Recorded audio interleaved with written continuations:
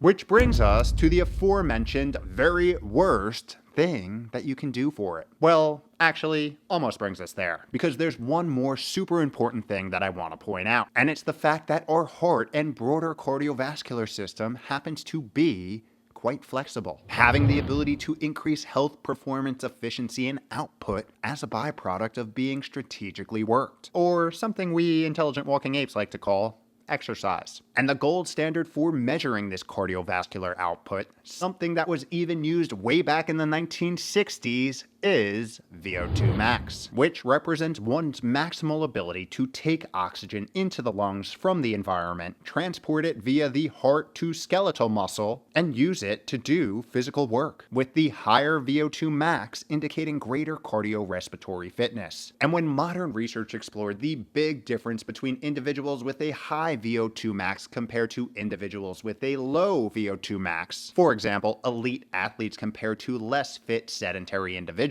they found that it comes down to something called stroke volume, or having a heart that is stretchable and compliant, one that can relax a large amount to fill up with blood and then pump that blood out into blood vessels, generating a very high cardiac output or efficiency. Remember that.